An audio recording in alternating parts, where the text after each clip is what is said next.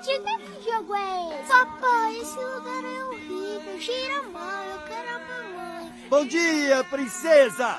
Esta noite eu sonhei com você a noite toda. Eu só penso em você, princesa. Sempre penso em você. E agora... Mamãe, sabe que o papai me levou no carrinho? Ele sempre criado, estamos morrendo de rir.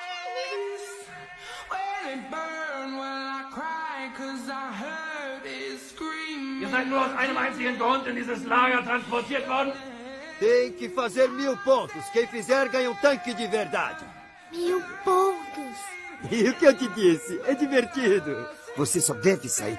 Você tá me ouvindo? Só sai daí quando estiver um silêncio absoluto e não tiver mais ninguém. Por segurança. Tchau, tchau. Vai, bonito.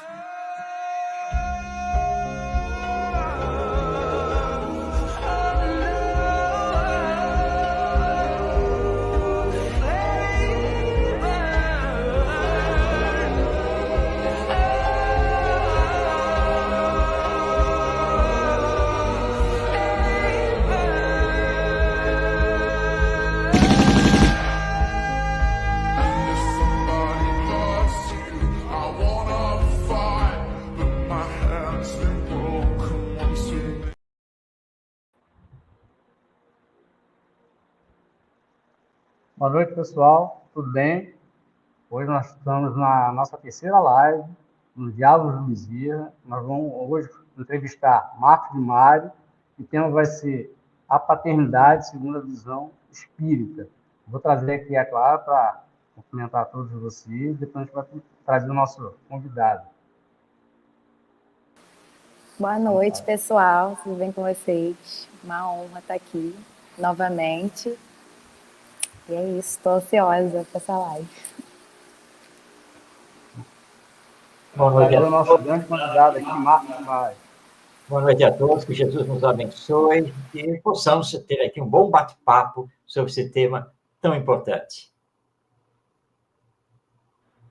Que bom, Marcos. Marcos, eu passei um trechinho aqui do filme A Vida é Bela, que o Roberto Benigni fez o papel do Guido, e esse filme fala exatamente sobre a forma com a qual um pai soube lidar em uma situação extrema, de alta tensão, com o filho dele. Dentro do que ele apresentou nesse filme, ele consegue se enquadrar ali na missão do pai, segundo a questão 582 do Livro dos Espíritos? Ele faz a função do pai protetor, não?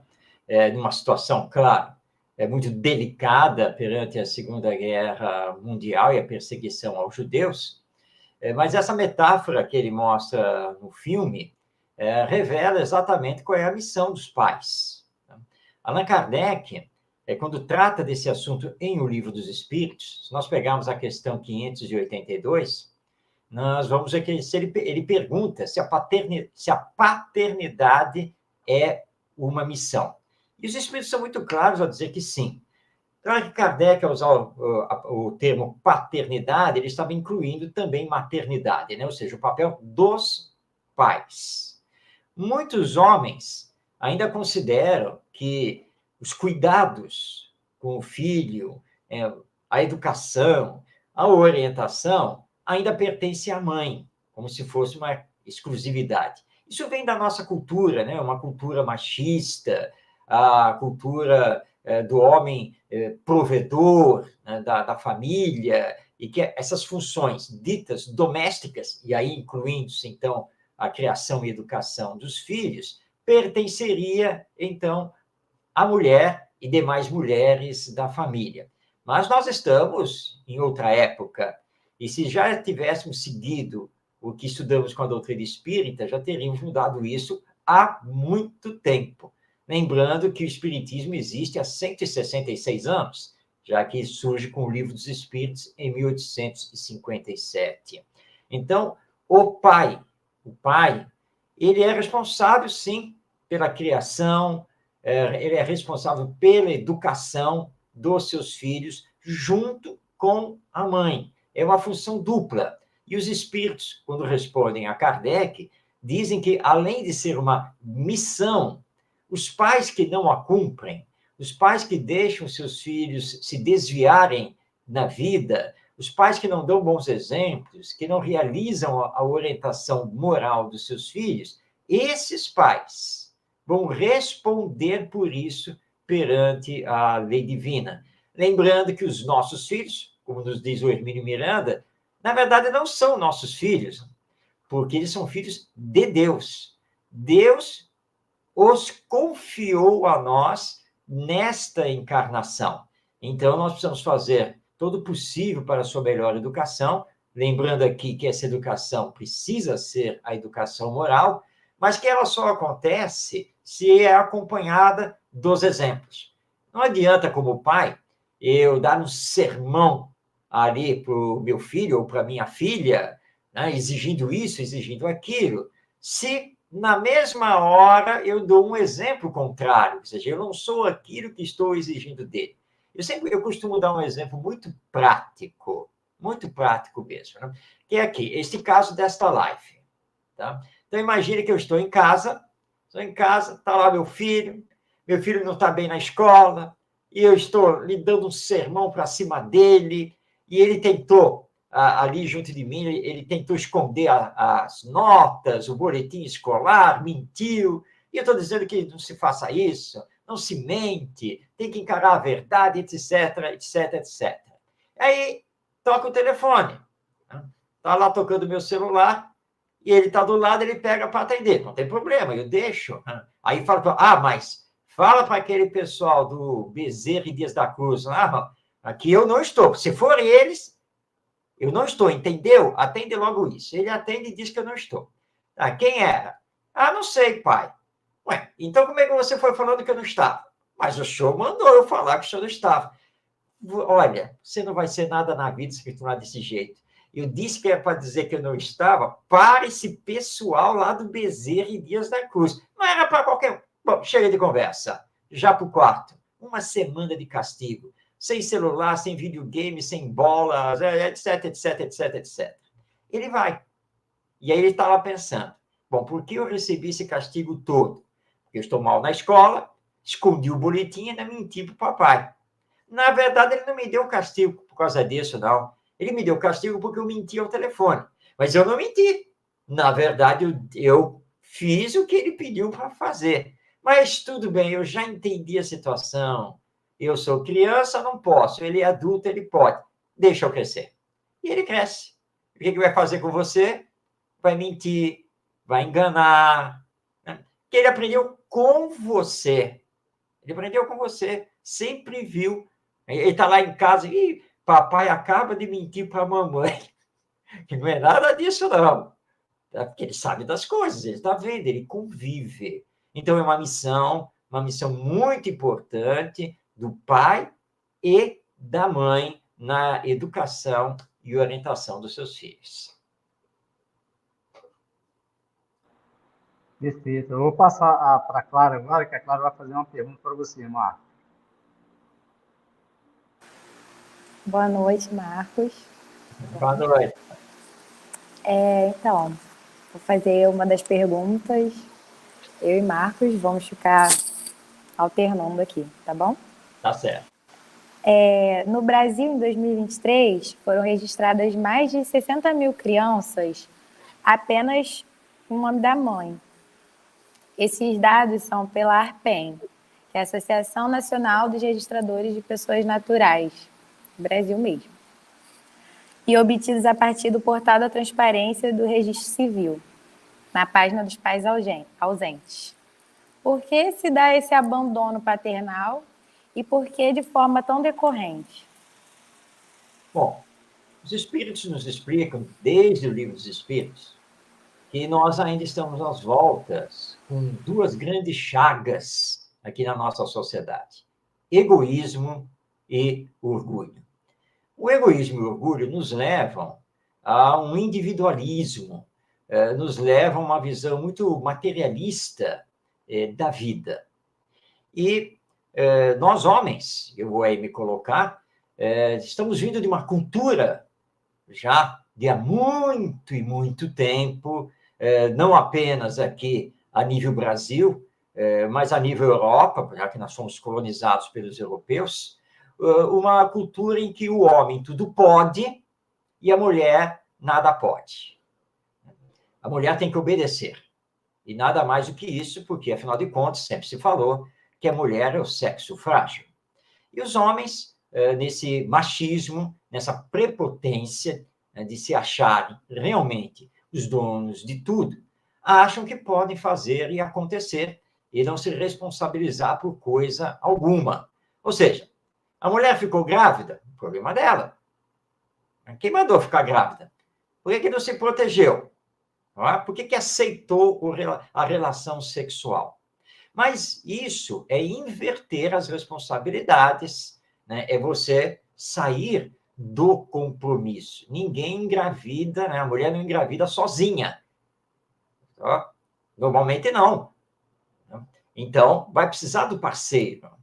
Ora, então, nós temos essa cultura que vem de há muito tempo, e hoje aqui no Brasil, nós estamos assistindo isso de uma forma mais aberta, por causa dos nossos meios de comunicação, que hoje são muito ágeis, né? Porque isso sempre aconteceu, isso sempre existiu. Então, esse é um lado.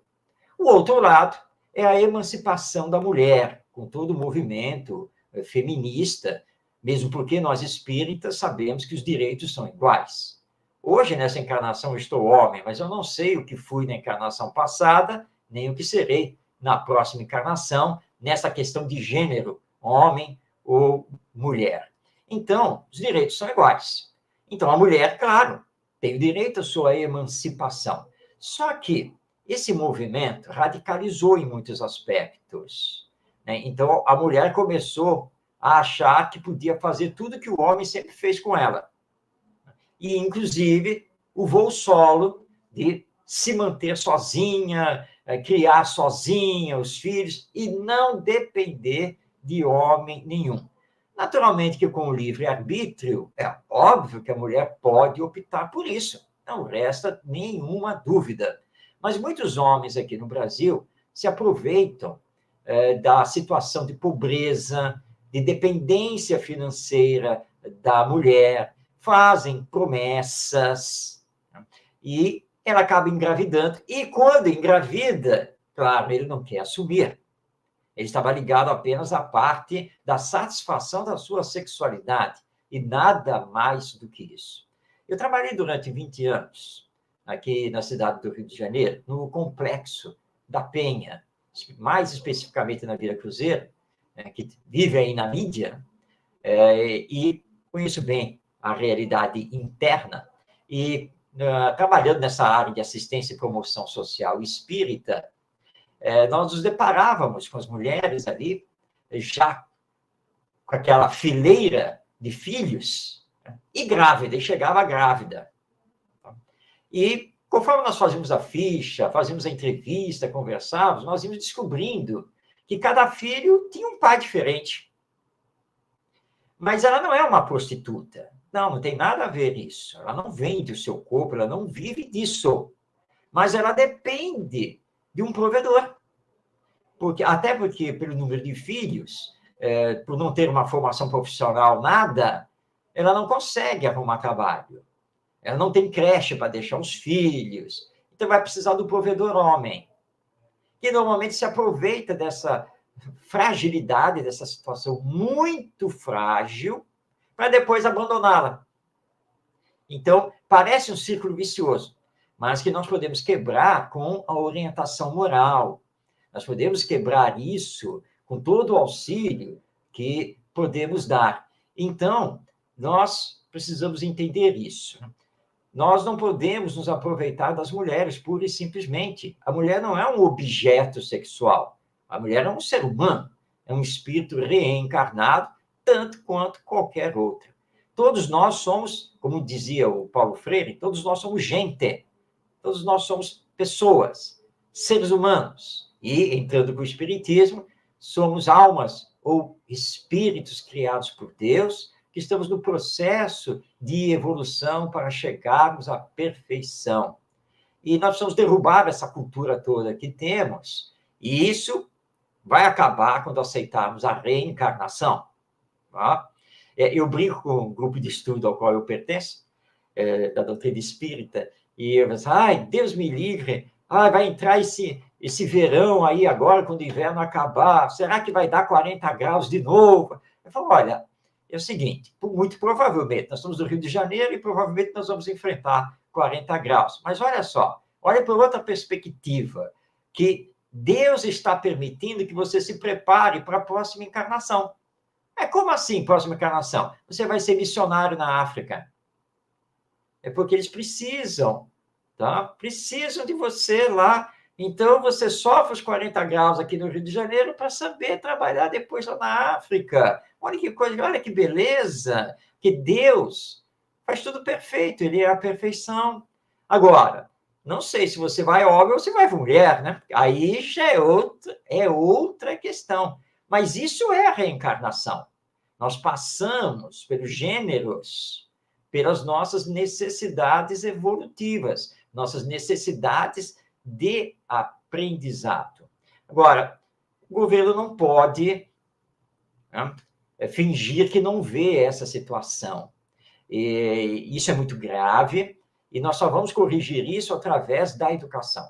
Mas a verdadeira educação, não é a educação que nos ensina matemática, língua portuguesa e assim por diante, mas é a educação que nos moraliza, que nos espiritualiza, que nos leva ao autoconhecimento, e automaticamente nós vamos reformar a legislação, nós vamos trabalhar pelos direitos iguais e combater o egoísmo e o orgulho, elegendo a fraternidade, a solidariedade, a ética, a empatia, como os nossos roteiros de vida. Nós entendemos que programas sociais, como, por exemplo, Bolsa Família, sim, eles são necessários na nossa atualidade, mas esses programas não atingem as causas, não vão na raiz do problema. Então, para corrigirmos isso, e vai levar tempo, só trabalhando a educação moral. Ótima colocação, Marco. Marco, a gente sabe que o parentesco ele é algo quebrantado, né?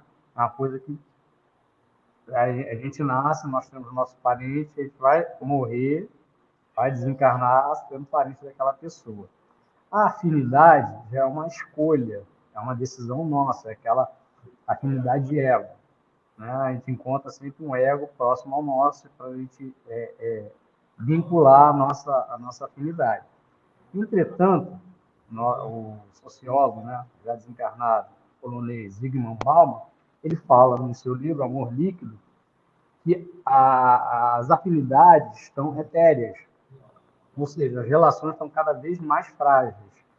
Isso não compromete a relação paternal, pai-filho?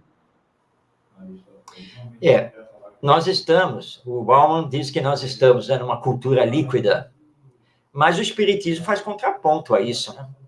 Ao nos lembrar os laços espirituais que nos unem e a nossa destinação, que é chegar ao estado de espírito perfeito, espírito puro.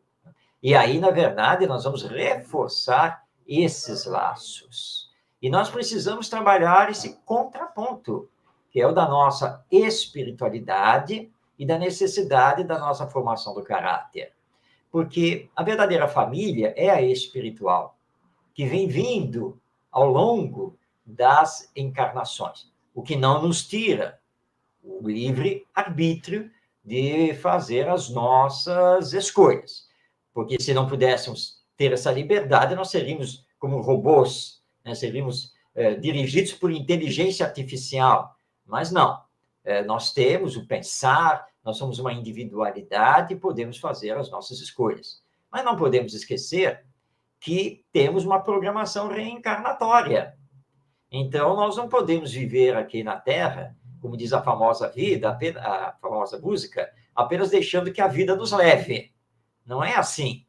Eu preciso me construir, né? Eu preciso atingir o meu aperfeiçoamento intelectual, moral, espiritual. Eu tenho um compromisso com Deus. E nesse compromisso, eu tenho um compromisso também com as outras pessoas que me cercam e com as quais eu vou construindo essa rede relacional.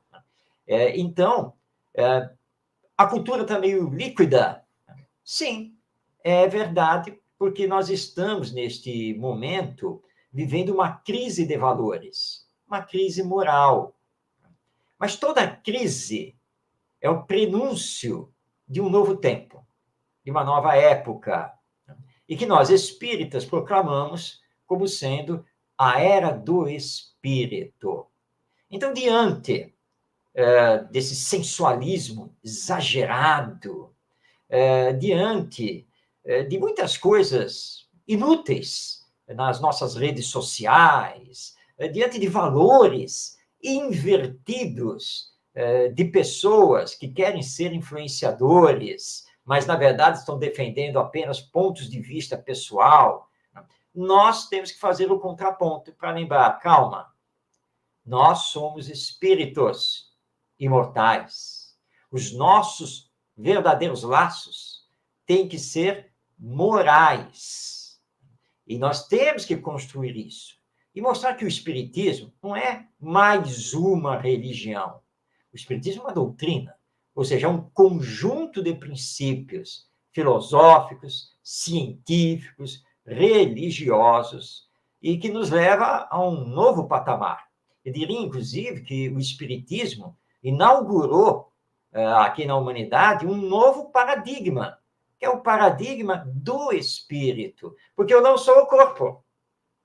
Tudo bem que você, depois da live, procure o espelho, se olhe e se diga, nossa, como eu sou bonito. Não tem problema de fazer isso. Mas, na sequência, diga, entretanto, eu não sou exatamente você, porque o que está refletido aí no espelho é o meu corpo, quer dizer, é o instrumento orgânico que eu estou utilizando nesta encarnação como dádiva de Deus. Mas eu sou a alma, sou o espírito que transcende a isso. Então, eu tenho que dominar o corpo. E lembrando que aquilo que eu faço, respondo pelas consequências. Então, nessa relação entre pais e filhos, se eu deixei os laços com meus filhos no modo líquido, eu vou responder por isso. Porque a minha missão é de fortalecer esses laços, superando o que tiver que ser superado em relação a existências passadas, para no hoje, numa relação de amor fraternal, construir a nossa felicidade para o futuro. Perfeito. Passar aqui para a Clara, que ela vai fazer uma outra pergunta para você. Marcos, como o Espiritismo enxerga os novos arranjos familiares? Casais homoafetivos, ou então crianças criadas pelos avós, e essa responsabilidade pela criança? O Espiritismo vê isso com muita tranquilidade. No Espiritismo, nós aprendemos a nada condenar, mas, acima de tudo, compreender. Compreender, inclusive, os novos momentos da sociedade humana. Nós estamos vivendo um rompimento de tradições seculares na formação da família. Mas o mais importante não é a estrutura familiar, como que ela se organiza. Na verdade, o mais importante é entendermos o que é família, qual é o seu papel na sociedade humana, como célula básica, né, que recebe os espíritos que estão reencarnando e que vão encaminhá-los nesta encarnação.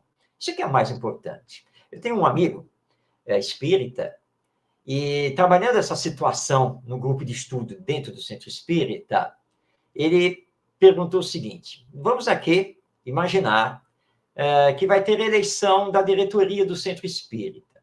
Tem 2 candidatos para a presidência do Centro Espírita. Então, vamos lá. O candidato A, que todo mundo conhece, é trabalhador da casa, O candidato A é casado, tem filhos, estudioso da doutrina, integrado no centro espírita. Entretanto, se não estão todos sabendo, mas vão saber agora, ele tem um caso fora do casamento e com filhos. Mas ele se candidatou para ser o presidente do centro. Mas vamos ao candidato B. Vamos conhecer o candidato B. O candidato B, também conhecido de todo mundo, trabalhador da casa, estudioso, casado, tá? Tem 2 filhos adotivos, mas ele é homossexual, certo? E esse candidatou aqui à presidência da casa. Muito bem, nesse faz de contas, quem vocês escolheriam, se vocês fossem votar, para ser o presidente da casa? E aí todo mundo foi unânime.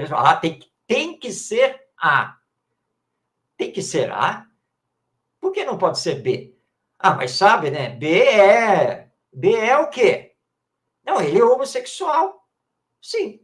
Mas, olha só o que eu falei para vocês.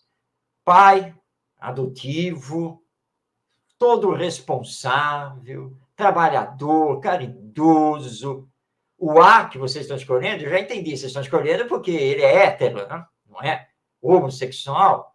Mas vocês esqueceram que ele tem um caso fora do casamento com filhos. E ele é espírita. E aí? Onde nós temos que realmente olhar? Não é a questão moral? Não é aí que nós temos que olhar? E pela questão moral, em quem que nós temos que votar? Ah, se for por aí é B. Mas tem que ser por aí. É a questão moral que peca. Uma vez eu, no centro espírita, a minha palestra ia tocar nessa questão de sexualidade.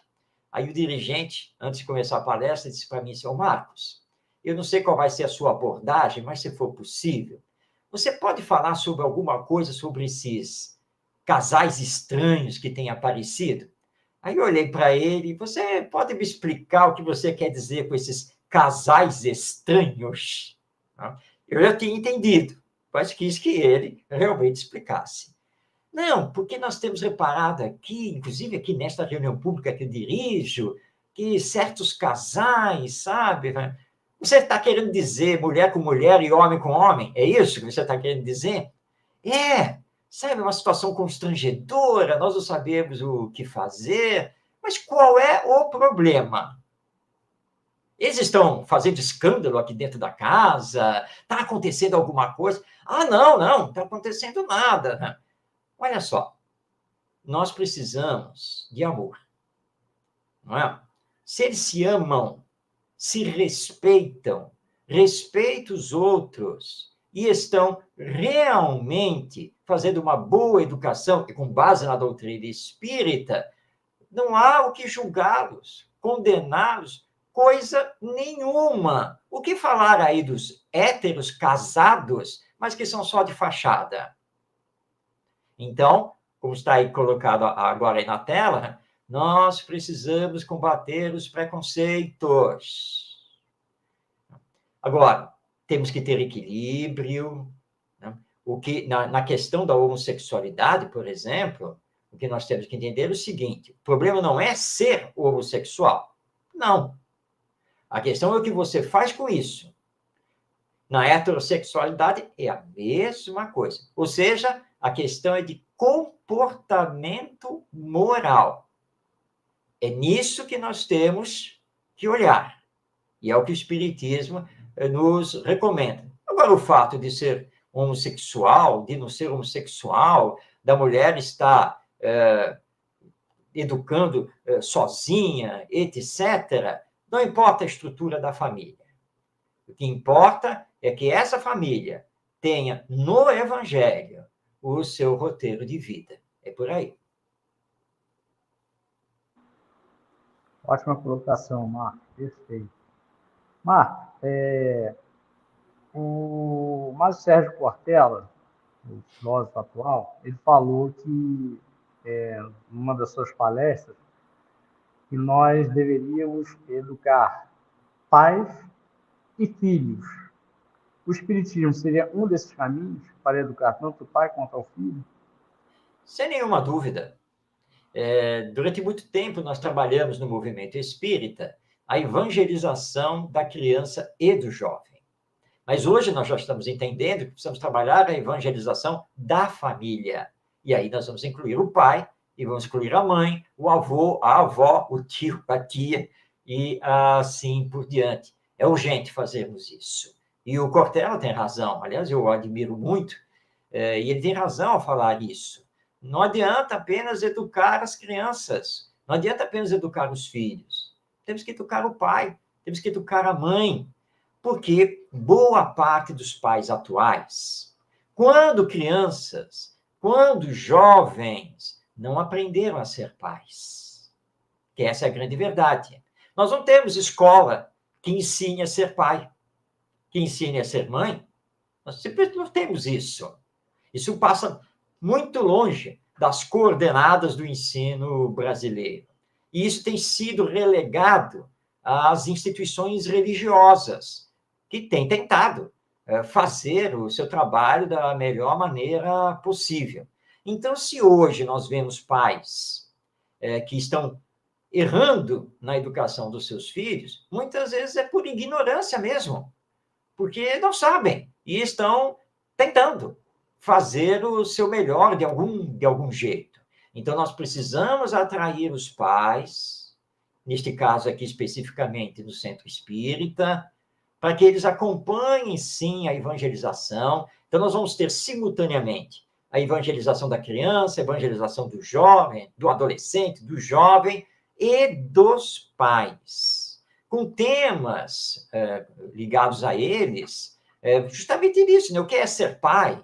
O que é educar um filho? Qual a importância do exemplo? Como se faz a formação do caráter? Como se combate má tendência? Como eu vou dar o melhor exemplo? E aí o pai vai ter que entender da necessidade de se autoeducar, porque eu só posso educar se eu me educo. Então, o Espiritismo, com certeza, é esse caminho, porque ninguém está aqui na Terra como pai e como filho sem querer, por acaso. Nós sabemos que o acaso não existe. Pais e filhos têm ligações reencarnatórias, têm afinidades e não afinidades, mas estamos aqui justamente para aprender a nos amar. Lembrando que o amor é o maior pilar da educação. E, com certeza, o Espiritismo tem muito a dizer, tem muito a ensinar a partir da imortalidade da alma e da reencarnação. Perfeito. O filósofo alemão Arthur Schopenhauer, ele fala sobre o pêndulo. Ele cria um sistema pendular. De um lado é o sofrimento e do outro é o tédio. O sofrimento do que você não tem e o tédio quando você conquista aquilo que você tanto desejou. E a consequência desse sistema é exatamente o vazio em consequência do tédio. Ou seja, nós, enquanto espíritos encarnados que somos, a gente está sempre nessa busca incessante de algo melhor para a nossa vida, para a nossa existência, para nos completar, buscando a tal felicidade.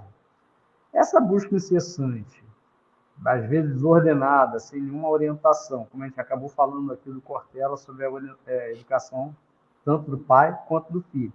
Essa busca incessante não acaba nos distanciando da nossa paternidade, colocando ela num campo subjetivo e um segundo plano? Bem, isso pode até ocorrer, mas não deve, porque nós precisamos utilizar o bom senso para ter equilíbrio. Ao mesmo tempo que eu procuro o meu autoconhecimento, meu autoaperfeiçoamento, eu preciso manter todas as minhas relações afetivas com os outros. Ou seja, eu não posso, em nome do meu autoconhecimento, em nome da procura da minha felicidade, da minha espiritualização, não posso abandonar aqueles que Deus colocou no meu caminho. Nós somos seres de relação, e precisamos lembrar sempre isso. Tá? E o Espiritismo combate, né, esse tédio, e você se retirar da sociedade, achar que vai encontrar a felicidade num movimento meio místico de meditação. Não temos nada contra a meditação, ela é muito importante, mas sem você se retirar da família e da sociedade. Se fizer isso, você vai responder perante a lei divina, porque perdeu a oportunidade de justamente reparar o passado e construir no hoje o futuro melhor, que você só constrói com os outros. Somos seres de relação. Então, o Espiritismo vem e muda esse pêndulo. Eu falei, não, mano, na medida em que você se satisfaz, você percebe que tem mais coisa a conquistar. Na medida em que você se melhora, você percebe que tem mais coisa a se melhorar. E, ao mesmo tempo, você vai perceber que para se aperfeiçoar, que para se melhorar nisto ou naquilo, você não consegue sozinho. Precisa dos outros. Os outros são necessários na sua vida. E já que você se melhorou, o que você vai fazer agora? Você vai passar isso para os outros. É um processo educacional. Por isso que, hoje em dia, nós estamos combatendo essa questão de falar de grade curricular, por exemplo. Não é grade é prisão, é rede, teia. Né? E nós vivemos assim na sociedade. O verdadeiro espírita não se isola. Ele reconhece que tem muito ainda a aprender, mas que esse aprendizado só pode ser realizado com os outros, se relacionando com os outros, ao mesmo tempo ensinando e aprendendo.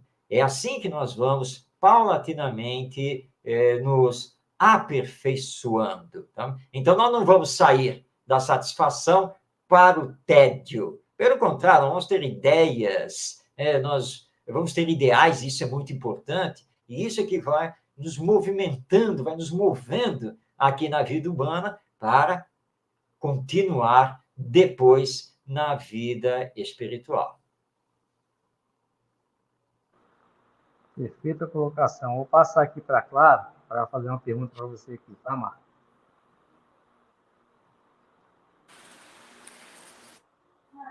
A família, ela requer um vínculo consanguíneo ou um vínculo afetivo? Por exemplo, um padrasto, ele pode ser considerado um exemplo de vínculo afetivo. Sim, sem dúvida alguma. Quando estudamos o Espiritismo, nós compreendemos que a verdadeira família é espiritual. É a família pelos laços afetivos, famílias pelos laços do amor. Essa é a verdadeira família. Um padrasto pode ser realmente o verdadeiro pai, né? Se ele realmente abriga no seu coração os seus enteados e enteadas. Tá? Então, a questão não é de consanguinidade, a questão não é biológica. A lei divina, muitas vezes, para fazer reencontros, ela utiliza do biológico para que depois, né, os corações possam se encontrar. Tá? Então, isso ainda acontece porque está dentro da nossa estrutura aqui da sociedade humana e a lei divina utiliza diversos caminhos para fazer com que os espíritos se encontrem. Há uma história muito bonita, muito profunda, de um espírito que, em várias encarnações, ele foi mal, ele destruiu famílias, lares, e demorou muito tempo para se conscientizar perante a lei divina que tinha que mudar de rumos. E quando ele finalmente, né, começa a se arrepender, começa a entender a situação toda, ele tem que enfrentar o planejamento para a próxima encarnação. Então, ele chega para o instrutor espiritual dele e diz assim, bom, por tudo que eu já aprendi aqui, eu estou consciente que nessa próxima encarnação eu vou ter que sofrer muito, porque eu tenho muita coisa para reparar. Eu fiz muita gente sofrer. E o instrutor olha para ele e diz assim, não é isso que vai acontecer, você vai nascer perfeito. Eu vou nascer perfeito? Depois de tudo que eu fiz nas últimas existências? E essa dívida toda que eu tenho com a lei divina? Você vai pagar. Mas como assim? Eu vou pagar como? Olha, eu vou lhe explicar. Planejamento é o seguinte, você vai nascer perfeito, vai conhecer o Evangelho, tá? Nessa próxima existência, e ao conhecer o Evangelho, você vai ser tocado no seu coração e você vai acabar conhecendo uma instituição que cuida de crianças e você vai se voluntariar nessa instituição. Mas só que um pouco mais à frente, essa instituição vai precisar mesmo de você, porque se você não assumir, a instituição fecha as portas. Então, o que vai acontecer? Você vai assumir essa instituição e vai cuidar das crianças internas. Essas crianças, em número de 200, são as suas vítimas das existências passadas. Então, você vai perfeito porque Deus quer que você as ame. Porque só o amor pode reparar tudo o que aconteceu nas existências passadas. E se você conseguir fazer isso, seu passado estará reparado. O que vale para Deus é o amor. Então, você vai ser pai de 200 crianças que nas existências passadas são aqueles espíritos que você destruiu. Então, olha que beleza. Então, aí você tem o quê? Você tem o pai afetivo, o pai de coração. E nós vamos dizer que é o pai real, e não os biológicos, que geraram, na verdade, apenas o corpo, para que esses espíritos pudessem reencarnar e agora ter esse encontro lá no orfanato, nessa instituição aí para menores abandonados. Então, o mais importante de tudo, realmente, é o afeto, é o amor na relação entre pai, padrasto, seja lá quem for, e o seu filho. Ótimo, Marco. Que bom.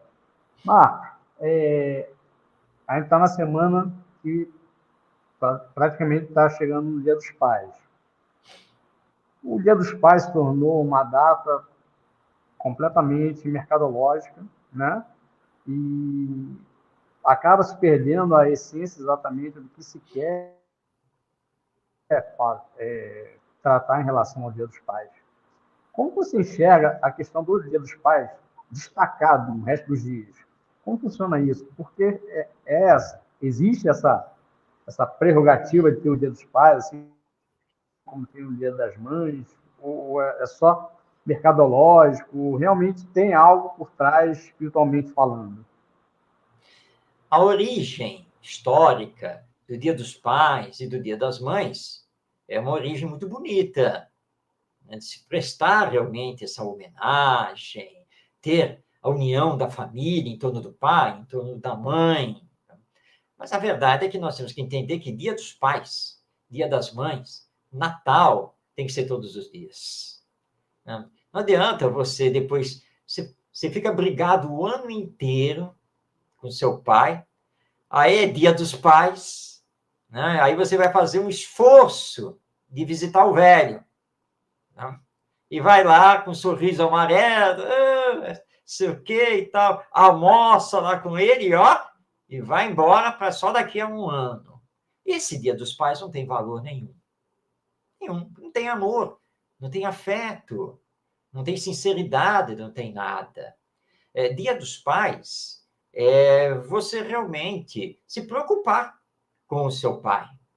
Saber como é que está, deixa de estar, visitar com prazer, né? Ir lá, marcar alguma coisa, um passeio, mas não é só nesse dia que foi convencionado no calendário. Não, é sempre, é todos os dias, né? É manter o contato. Você já cresceu, você é filho, mas você já cresceu, você é adulto, você formou sua própria família, mas pai é pai, mãe é mãe, né? Então, nós não podemos simplesmente largar, né, assim. Comércio tomou conta, como tomou conta do Natal. Aliás, quando chega o Natal, nós mal falamos de Jesus, né, porque todo mundo só conhece o Papai Noel, né? Mas, na verdade, o Natal existe por causa de Jesus, e é dele que nós temos que lembrar. Então, nós precisamos fazer assim, uma correção de rumos em relação ao Dia dos Pais. É importante, tudo bem que se tenha esse dia, mas que, de fato, os filhos entendam que é justamente o dia, então, para superar desavenças, se porventura elas existem. É o dia de exercer mais ainda a compreensão, a solidariedade. Eu lembro aqui um vídeo que está aí na internet, no YouTube e outros canais, que é muito significativo, né? Porque é aquela cena, né? Tá assim, né? O jardim da casa, né? Jardim da casa, tem um banco, e nesse banco está um senhor de idade já bem mais avançada, né? E uma outra pessoa que é o filho dele. O filho está lendo o jornal, e esse senhor está vendo os pássaros, né? Tem pássaros ali cantando e tal. Aí o pássaro está lá no galho da árvore e olha, e pergunta assim, o que é isso? O filho dá aquela olhada rápida, é um pássaro.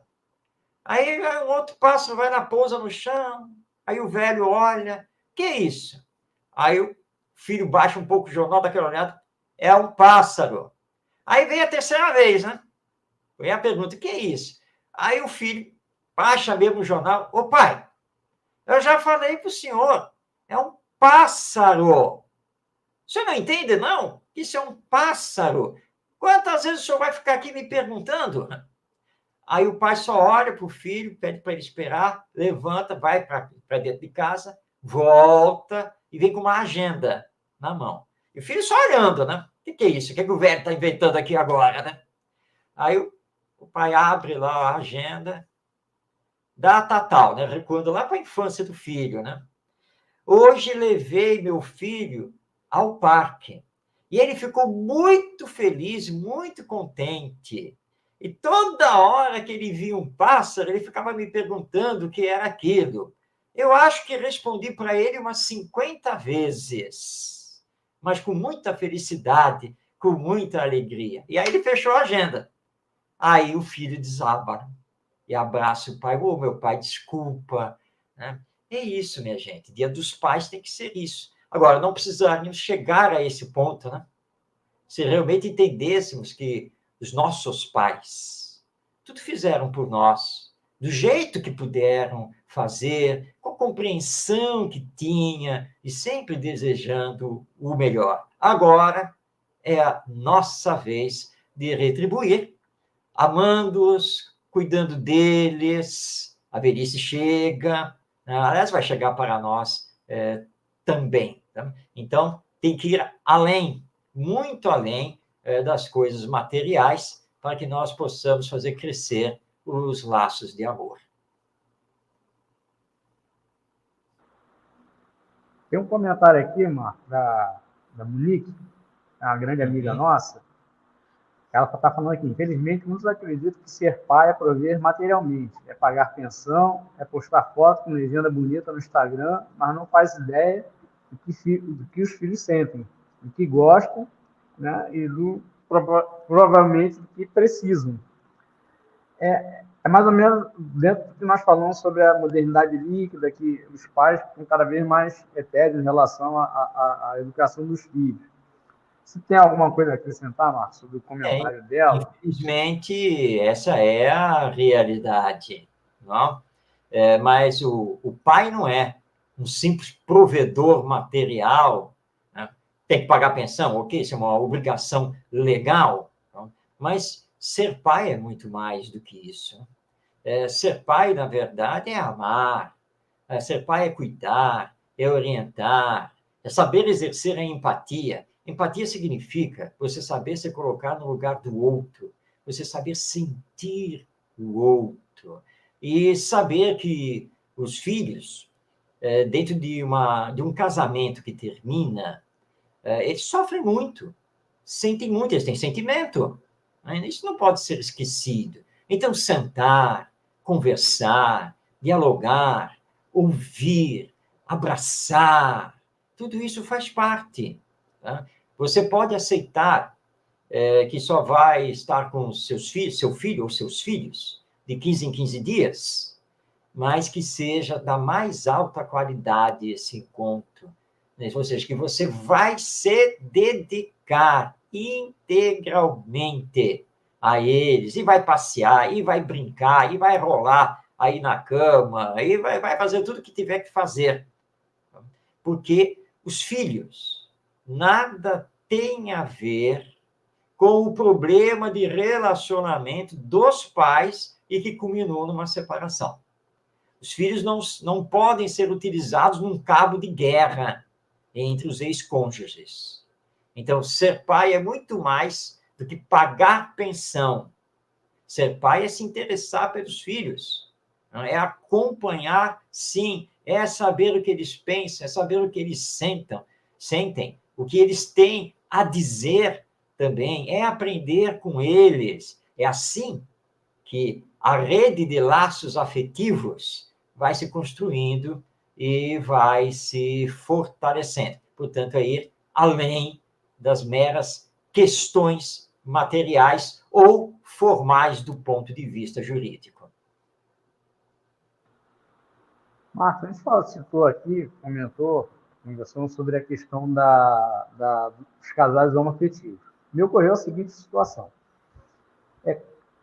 Você que é educador e grande conhecedor da doutrina e também da questão do relacionamento pai-filho, quando o filho assume a sua homossexualidade, muitos pais não aceitam, renegam o filho, às vezes colocam para fora de casa. Como funciona isso? De que forma tem que ser? Como a doutrina orienta, né, nesses episódios? Como tratar, como acolher, como lidar com isso? Quando estudamos o Espiritismo, nós compreendemos que todos nós trazemos do mundo espiritual, com essa ligação das outras encarnações, todos nós trazemos ideias inatas e tendências de caráter.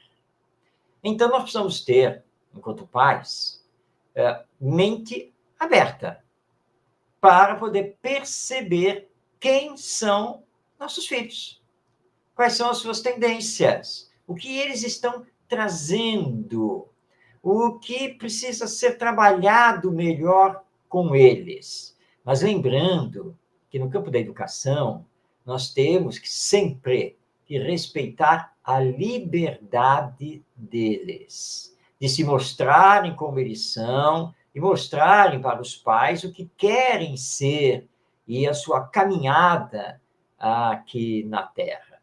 É que o nosso sistema muito patriarcal, nosso sistema muito fechado, levou, e ele tem levado, muitos pais a não conseguirem aceitar, né, o caminho sexual do seu filho. Mas nós precisamos entender que, acima de tudo, precisamos educá-los para serem homens e mulheres de bem, éticos, honestos, responsáveis, solidários, fraternos e que possuam uma visão, pelo menos espiritualista, da vida. E se ele chegar e falar, né, que o caminho dele é na homoafetividade, nós, como espíritas, temos que saber compreender e apoiar. É esse o caminho? Você se sente bem nisso? Vai encontrar o seu companheiro, a sua companheira, e vai viver realmente uma relação baseada no amor, vai adotar crianças como filhos e vai, de fato, amar. Isso é que é o mais importante. Então, o espírita não pode ser preconceituoso. Não pode ser assim. Eu tive um colega, numa época aqui do meu trabalho profissional, em que ele era homossexual, e nós conversávamos muito. E aí, na empresa, na época, tinha um tititi, né? aliás, ele também era Marcos, aí é aquela coisa, não sei o quê, e tal, e um dia eu peguei com os meus colegas e disse assim, olha só, vocês conhecem a história dele? Provavelmente não. Eu conheço porque ele já me contou. Ele sofreu muito na vida, muito mesmo. Ele era da cidade de Niterói, a família era pobre, o pai alcoólico, dava surras na mãe e nele, e um dia, com 13 anos de idade, ele não suportou mais a situação e saiu de casa. Foi embora. E ele não sabe nem explicar como, mas atravessou a Baía de Guanabara e veio parar na cidade do Rio de Janeiro. Para viver na rua. Sem conhecer ninguém, sem ter nada, nada. Ele foi explorado, aconteceu de tudo com ele. De tudo. E a vida dele não tinha estrutura. Até que um dia ele falou para si mesmo, eu tenho que acabar com isso. E aí ele gostava muito dessa questão aí de viagens, de turismo, ele fez um curso e virou agente de turismo. Depois ele fez outro curso e virou um contabilista. E agora ele está aqui. Mas qual é o problema dele? O problema dele é que todo mundo olha para ele e carimba, rotula. E ele não é promíscuo, nada disso. Muito pelo contrário. E é um excelente funcionário, todo mundo sabe aqui dentro. Pode contar com ele e ele cumpre mesmo com todas as coisas. Então vamos parar com essas fofocas, com essa rádio corredor, tá? Porque vocês estão maldando de uma pessoa que é extremamente honesta, equilibrada, não tem problema nenhum quanto a isso. E nós temos que respeitar o caminho que ele resolveu trilhar dentro da sua sexualidade. Então, nós vamos respeitar isso em relação aos nossos filhos, porque, como espírita, eu tenho que ter essa mente aberta. Manter sempre a mão dupla do diálogo desde a infância deles, para que eles saibam que possam contar comigo e podem conversar comigo. E essa questão da sexualidade, não ficar escondendo as coisas e acabar se orientando por outros caminhos. Então, essa tem que ser a postura do pai verdadeiramente espírita.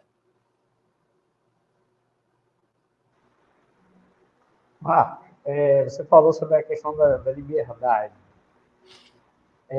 Tem aquela questão do ninho vazio, né?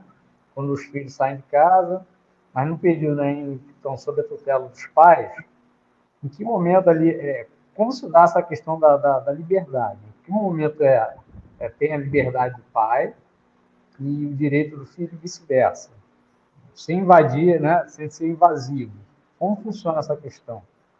Isso tem que ser trabalhado. Os conflitos não relacionados à invasão de privacidade, toda essa questão. Né? E o ideal é que isso seja trabalhado desde a infância dos nossos filhos, através dos combinados, das regras e das consequências quando esses combinados e regras não são cumpridos. Então, se foi combinado aquilo, né, tem que se cumprir. Não se cumpriu, tem que ter as consequências que também estão combinadas, para que os filhos, já durante a infância, compreendam que a liberdade possui limites. O limite está no respeito à liberdade do outro, no respeito ao direito do outro. Porque se nós não agirmos assim, ora, nós vamos viver no caos, dentro da família, dentro da escola e na própria sociedade, se todo mundo puder e quiser fazer só o que bem entende em nome da sua liberdade. Para toda liberdade, nós temos que assumir uma responsabilidade. Para todo direito, nós temos que assumir um dever. Quantas vezes já trabalhei isso com a criançada e com os adolescentes, né? Porque às vezes chegam, né? Mas isso é o meu direito. Tá, tudo bem, é o seu direito, mas vem cá, você cumpriu com o seu dever? E se você não cumpriu com o seu dever, você perde o direito, mesmo que seja momentâneo, mas perde.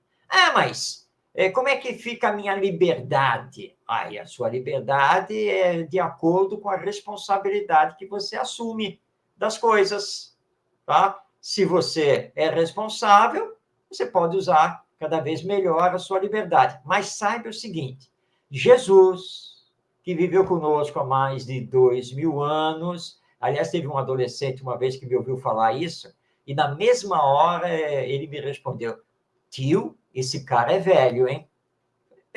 Biologicamente falando, se ele ainda vivesse aqui conosco, é verdade. Mas ele viveu há 2000 anos e nos deu uma regra, que é a regra de ouro da educação, e que todo mundo precisa aprender. Que nós só devemos fazer aos outros o que desejamos que os outros nos façam. Esse é o equilíbrio da liberdade. É aí que você vai compreender os limites. E aí vem essa questão que ele se torna jovem, e aí tem aí internet, computador, celular, redes sociais. Até que ponto eu, pai, posso intervir? Não, eu, pai, preciso sim dialogar com ele o tempo todo. E preciso solicitar que ele sim me dê satisfações e que ele entenda que em casa ele não pode varar a madrugada num game, quando no dia seguinte ele tem responsabilidades assumidas, como, por exemplo, a escola e assim por diante. Então, nós vamos trabalhar isso desde a infância para que ele entenda, quando entrar na pré-adolescência, na adolescência, que existem regras, existem combinados, e que é para o bem dele, e que assim as coisas funcionam melhor, e que você não pode depois fazer o que você bem entende na sociedade, porque existem consequências, e ele vai ter que assumir essas consequências. A Monique está colocando aí, a liberdade é algo muito diferente de libertinagem, e como é totalmente diferente. A libertinagem não tem limites, não olha consequências, não está nem aí com ninguém. Liberdade, não. Liberdade é sempre acompanhada pela responsabilidade e o respeito à liberdade e ao direito, ou aos direitos do outro. Se isso for trabalhado com os filhos desde a infância, eles vão incorporar isso ao seu patrimônio psíquico. Vai ser uma coisa natural, normal para eles. Bom, o trabalho não foi feito desde a infância, mas sempre é tempo. A educação tem que acontecer o tempo todo. Obviamente que eles crescidos, e já entrando pela juventude, fica mais difícil, mas não é impossível. E aí você, olha, meu filho, tudo bem, você vai ter que arcar com as consequências. Eu estou tentando lhe orientar, eu estou mostrando, mas tudo bem, você tem livre-arbítrio, mas lembre-se, para tudo que fazemos, para tudo que falamos, existem consequências aqui na Terra e depois no retorno ao mundo espiritual. Você gostaria que fizessem isso com você? Não é isso que você está fazendo com os outros, porque você tem liberdade, né, que você é que sabe? Tente se colocar no lugar dos outros. Então, esse é o trabalho que o pai tem que fazer com o filho o tempo todo, até ele entender que liberdade tem limites e precisa ser acompanhada pela responsabilidade. Perfeitamente, Marco. Marco, nós, enquanto filhos, nós escolhemos nossa família no plano encarnatório? Repete, que eu não consegui entender.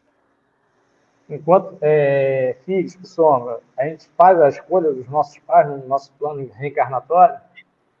Bom, existe um planejamento reencarnatório, mas o planejamento reencarnatório é sempre em linhas gerais, né? Nunca em linhas específicas, porque temos o livre-arbítrio, a liberdade de fazer aí as nossas escolhas. Agora, o que fazemos aqui na Terra, nesta atual encarnação, vai se projetar para a próxima encarnação. Nós temos que lembrar sempre disso, né? As encarnações ou existências são solidárias entre si. E hoje, nós também construímos novos laços. Nem tudo também vem do passado. Nós temos que lembrar isso. Né? Hoje eu estou conhecendo, por exemplo, vocês. Hoje nós estamos montando laços aqui de relação e que eles possam, então, ser duradouros para a frente na continuidade das nossas vidas. Então, a reencarnação muda tudo de figura, né? Muda tudo de figuração. Tudo muda diante da reencarnação. Como diz o Santo Agostinho, no capítulo 14 do Evangelho segundo o Espiritismo, lá no item 9, na sua mensagem sobre a ingratidão dos filhos, você, pai, quando olha para o filho que acaba de chegar, você não sabe quem ele é. Que espírito é esse? Que relação tem com você? Qual é a relação que você tem com ele? Mas isso não importa. O que importa é que se ele veio para você nesta existência, é porque você precisa amá-lo. De qualquer maneira, independente se foi vítima, se foi algoz, seja lá o que possa ter acontecido entre vocês. Ou talvez ele seja um espírito que não tenha essa relação toda com você, mas necessita de você para que ele possa se superar, para que ele possa reparar o seu próprio passado, recebendo cargas de amor que agora você vai dar a ele e toda a orientação moral que ele necessita. E a partir daí, quem sabe, né? Agora são dois espíritos que vão construir as suas vidas entrelaçados, não? E vão seguir em frente aí para as outras encarnações. O dia que nós aceitarmos a reencarnação, que obviamente ela está sempre junto com a imortalidade da alma, nós vamos mudar muitos dos nossos conceitos, nós vamos fazer uma revolução na educação, tanto na família quanto na escola, e, finalmente, nós vamos dar um passo decisivo para a construção do mundo de regeneração, fazendo o bem predominar sobre o mal. É o nosso futuro, mas com o Espiritismo, nós estamos trabalhando essa sementeira para depois ela florir. Exatamente, Marco. Perfeita a sua colocação. Você, como educador, o papel da educação hoje. Há aquela frase que se tornou um aforismo praticamente, né, que se fala, educar são os pais, instruir escola. Mas não se mistura, escola e pais, eles acabam formando a personalidade do filho. Pois é, existe muito essa discussão. A quem pertence a educação? E há aqueles que dizem que a formação do caráter, a formação moral, isso é problema da família. E a formação, então, intelectual, técnica, transmissão de conhecimentos, isso já é um problema da escola. Essa dicotomia é terrível para a educação. Os dois maiores institutos sociais humanos de educação são a família e a escola. E que, portanto, tem que se dar as mãos, tem que trabalhar entrelaçados, em conjunto. Sim, os pais têm a competência maior da orientação moral, mas isso não isenta os professores de também terem que trabalhar isso. Os professores têm o compromisso maior da transmissão de conhecimentos, mas isso não isenta os pais de também trabalharem isso com seus filhos, também orientando-os nessa aquisição de conhecimentos. Nós temos que acabar com esse jogo de empurra. A família empurra os filhos para a escola e a escola devolve para a família, porque é aquela história, né? Bom, chegou a hora de educar os nossos filhos, matricular na escola. Como se a escola fosse tudo para fazer a educação dos filhos. Lá vão os filhos para a escola. Aí os professores, que já estão lá perdendo os cabelos, dizem, tem que chamar esses pais, porque esses aqui não são seres humanos, não. Esses aqui são animais. Não é possível. Os pais não sabem educar, não. Aí devolve a coisa para a família. Claro, porque a escola não é tábua de salvação. A escola não substitui a família. por mais amor que uma professora tenha à sua profissão e aos seus alunos, jamais poderá substituir o pai, a mãe, o avô, o avó, não tem como. Agora, os pais não podem cruzar os braços. Não, eu já fiz o que tinha que fazer, ou seja, na escola. Mas acontece que os filhos passam muito mais tempo no lar do que na escola. Bom, exceção feita quando você arruma uma escola aí de horário, né, de tempo integral, e depois ainda coloca o seu filho na natação, no inglês, na informática, etc., em horários extras, você só vê o seu filho à meia-noite. Você nem vê porque ele já caiu na cama, ele já está dormindo, né? Mas aí isso é omissão dos pais, e vão responder por isso perante a lei divina. Aliás, já respondem aqui na Terra. Respondem aqui na Terra porque as consequências vêm. Antigamente se dizia que vinha a cavalo, porque o cavalo era o meio de transporte mais rápido que existia, quando esse ditado surgiu. Mas hoje em dia, vem a jato mesmo, né? Vem aí na velocidade da internet para cima de você, que as consequências vão vir. Quando você for abandonado pelos filhos, quando os filhos não quiserem mais saber de nada em relação a você, porque você não cuidou deles, você não orientou, você não educou, não mostrou um verdadeiro amor a eles. Então, que os pais se conscientizem que precisam trabalhar com a escola e que os professores e pedagogos também se conscientizem que precisam trabalhar com a família, precisam trabalhar com os pais. Professores e pais são os responsáveis pela educação das novas gerações. A criança não é uma bola de ping-pong, uma bola de tênis para ficar sendo jogada para lá e para cá. E daqui a pouco, como escola não resolve e família não resolve, aí nós vamos colocar outros personagens nessa história. O psicólogo, o psicopedagogo, o psiquiatra, o neurologista, e aí vamos começar a carimbar que ele tem TDAH, ABC, ZY, e vai por aí afora que nós vamos inventando essas síndromes todas. Obviamente que síndromes existem, né? Mas a maioria das crianças, a maioria dos adolescentes, que precisa de limites, precisam de educação, né? Que compete à família e compete à escola, porque os educadores têm o compromisso de educar, e esse compromisso é sagrado.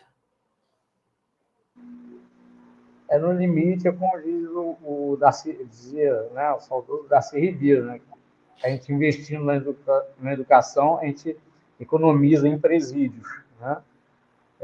Fazendo uma analogia exatamente da educação precária levaria, né, as crianças na idade mais adulta, fosse para presídio.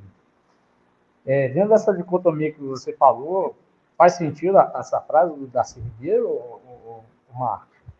Mas sem nenhuma dúvida, o Darcy Ribeiro apenas estava repetindo um filósofo da antiga Grécia.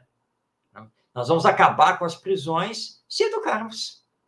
Agora, lembrando, à luz do Espiritismo, que não estamos falando aqui de educação intelectual. Nós estamos falando de educação moral, ou educação do espírito. A educação que, ao mesmo tempo, combate as más tendências do espírito e desenvolve as suas virtudes, ou o seu potencial divino, que todos temos. A educação, portanto, que forma o caráter, que leva o educando a compreender o respeito aos outros, que leva o educando não apenas a pensar em si, mas a pensar no coletivo. Essa é a verdadeira educação e que vai dar a ele ideais enobrecidos, elevados de vida. O que tem acontecido hoje em dia é que nós estamos vendo uma geração de jovens que não sabe por que está vivendo, não sabe por que vive, não pensa no dia de amanhã, ou seja, não tem sentido de vida. E o Espiritismo traz isso para nós. Você tem um sentido de vida. E aí você compreende por que tem que fazer o bem, por que a caridade é importante. Porque o bem vai fazer bem a você. Aliás, pegando aqui a resposta que os espíritos dão a Kardec na questão 629, quando ele pergunta o que é moral, e aí eles respondem, né, que moral nada mais é do que a prática do bem. E aí eles lembram, né, que o bem só é o bem quando faz bem para todos. Eu vou repetir. O bem só é o bem quando faz bem para todos. É esse ensino que as novas gerações estão necessitadas através da educação, que nós espíritas, na evangelização que realizamos no Centro Espírita, entendamos que é muito mais importante, é prioritário trabalhar as leis morais e o evangelho do que ensinar o que é perispírito. Está faltando Jesus nos nossos corações. Nós precisamos trabalhar o desenvolvimento da área sentimento.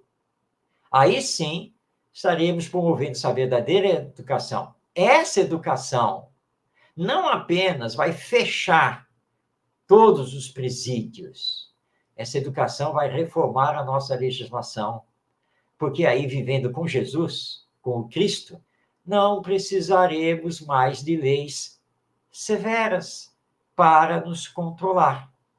Nós temos tudo isso no Espiritismo, mas é preciso entender que o Espiritismo é essencialmente doutrina de educação. Nós precisamos ter um olhar pedagógico sobre o próprio Espiritismo para saber aplicá-lo, indo muito além do que simplesmente ficar realizando o tratamento espiritual no centro espírita, que visa apenas e tão somente a nossa saúde orgânica. Mas eu não sou o corpo, eu sou o espírito. E que adianta eu desencarnar tendo um corpo são se a minha mente estiver destrambelhada, distante do evangelho? Porque é isso que vai contar quando do meu retorno ao mundo espiritual. Então, é isso mesmo. A educação, ou seja, quando verdadeiramente educarmos, não teremos mais necessidade de prisões. Marco, a gente está já finalizando aqui a live, mas antes de finalizar, primeiramente quero agradecer o convite que você recebeu da gente, se colocou à disposição. Fico muito feliz por isso, porque a gente está num processo de reestruturação do nosso canal. E como era a semana do Dia dos Pais, a gente pensou exatamente em falar com você. Mas antes de encerrar, eu queria que você deixasse uma mensagem para as pessoas que vão ver essa live, vai ficar gravada também no YouTube, para o Dia dos Pais. A mensagem que possa tocar realmente o coração das pessoas em relação ao que é a paternidade e a sua missão dentro do nosso planeta Terra. A fala é toda sua, Marco. A educação é uma arte, e não é uma arte fácil, não é uma arte simples, porque nossos filhos são espíritos, são complexos, trazem experiências vivenciais múltiplas. Então, nós não podemos aqui dizer que educar é fácil, que educar é simples, que os pais entendam que cada filho é uma individualidade que traz para esta encarnação a sua personalidade. Filhos não são iguais. E que, acima de tudo, é preciso dedicar a eles muito amor. Mas lembrando que o amor também corrige, o amor orienta, o amor também cobra. Assim como Deus, nosso Pai, faz conosco, através da sua lei, que é a lei divina. Que os pais também compreendam que não devem nunca desistir dos seus filhos. e não ficarem preocupados se eles vão retribuir ou não todo o amor, todo o esforço, todo o sacrifício que foi feito. Nós estamos aqui na Terra para procurarmos nos encaminhar e encaminhar os outros para a lei de amor, que Jesus nos ensinou e exemplificou. E precisamos saber também trabalhar com o tempo, porque o tempo é o nosso grande tesouro. E, às vezes, nós podemos ter um filho refratário, mas que depois, com o tempo, ele vai acabar compreendendo o que é melhor para ele e que o pai procurou fazer por ele. E lembrando que, nessa educação, os pais precisam, além do amor, os pais precisam entregar aos filhos bons exemplos.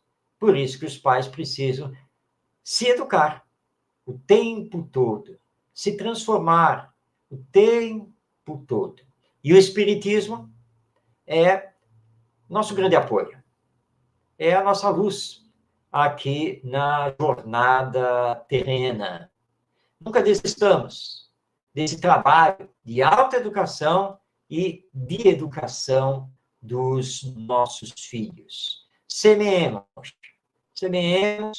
a ética, o amor, a espiritualidade, lembrando que amanhã colheremos. Não importa se esse amanhã vai levar muito tempo, se esse amanhã está ligado apenas a uma próxima encarnação, não importa.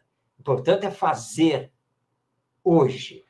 Errou, se equivocou, peça desculpas. Mostre aos filhos que você não é um super-herói, você não é um santo, você é um espírito como eles, que também está se trabalhando, que ainda precisa crescer muito. Essa atitude de humildade é muito importante também na educação. Desistir, nunca, jamais. É continuar o trabalho. E se o filho for rebelde, se o filho for um desafio, agradeça a Deus. Faça o que for possível, porque o educando, você está se educando. Mas calma, nem todo espírito pode ser corrigido numa única encarnação. Importante é fazer todo o nosso melhor e possível hoje, para poder continuar esse trabalho amanhã, seja no mundo espiritual, seja numa próxima encarnação. Para todos os pais, nesse Dia dos Pais, mesmo que fiquem sozinhos, lembrem-se que o Pai Maior está com vocês. Nunca estamos, na verdade, abandonados.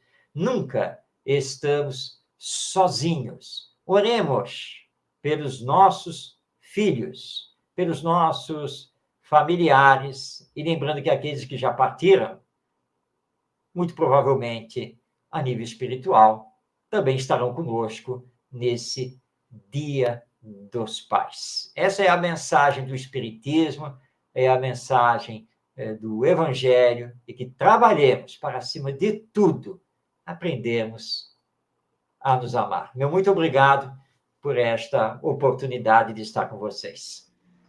Marco, muito obrigado, muito feliz. Adorei a sua mensagem, realmente tocou aqui. Eu estou vendo aqui a Clara pelo vídeo aqui, ela estava se emocionando aqui. Vou até abrir aqui para ela, porque ela estava se emocionando com a tua mensagem. Pode falar.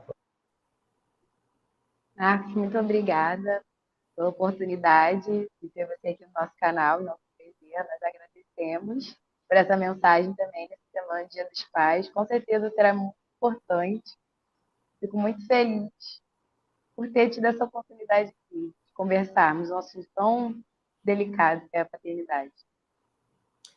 E a felicidade é minha por encontrar uma jovem aí trabalhando, que me remete à minha juventude espírita, eu já integrado também no Centro Espírita e no movimento, e é muito importante nós termos vocês, os jovens, essa nova geração, para dar continuidade a todo esse trabalho e expandir cada vez mais a doutrina espírita na sua finalidade de realizar a transformação moral da humanidade. Foi um prazer estar com você. Marco, muito obrigado pela sua presença, muito obrigado por ter contemplado a sua presença aqui para participar da live. Outras oportunidades vão surgir, e com certeza nós iremos entrar em contato com você para uma próxima palestra, isso aí, não tenha dúvida, para uma próxima live. Eu agradeço muito, de coração. Muito obrigado. Tchau, tchau.